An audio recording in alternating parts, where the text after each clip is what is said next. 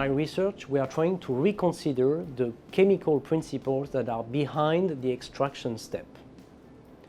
For example, for copper sulfide today, which is an ore that is commonly available, it represents the majority of the copper ore that we are using today, we are actually speaking about a mixture of copper and sulfur. As of today, the technology uses air, actually oxygen from air, to actually burn the sulfur out into SO2, so sulfur dioxide, leaving behind metallic copper with all the valuable elements that come with the copper.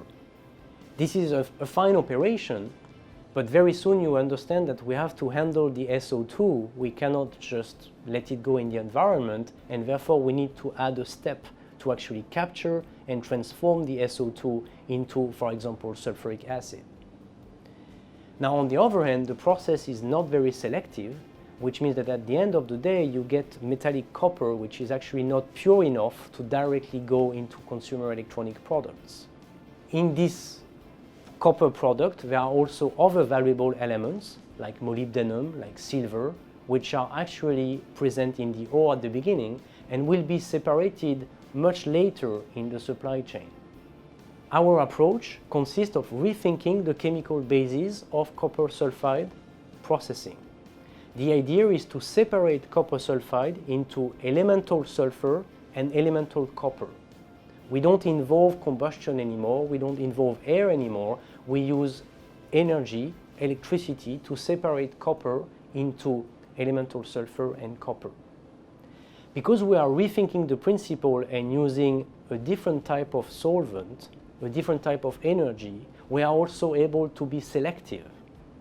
That is to say, we could think of adapting our process to selectively recover all these energy critical elements, such like molybdenum, rhenium, selenium, from an ore that is actually not processed today in existing facilities.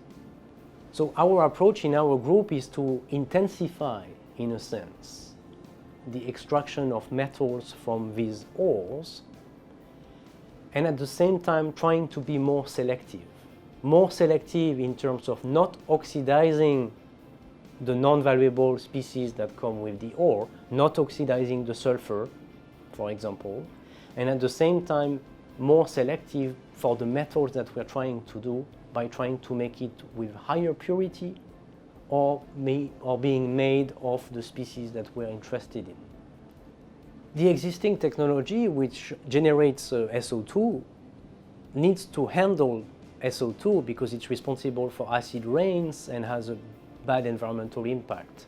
And therefore the industry has developed some technology to capture that SO2 and try to do something with it. In terms of energy consumption, when you take into account all the steps that are required, not only to get access to the copper, but also to handle the SO2 emissions and all the other dust that are coming in, there is actually no reason to believe that this will be less or more energy intensive than another technology. Thermodynamics is pretty much the same. You're trying to separate sulfur from copper. This has a given energy. That's just the law of physics. Whatever technology you're going to do, at the end of the day, you're going to try to separate the same bond. We're breaking the same bonding between sulfur and copper, and this you can do that with any amount of energy you want.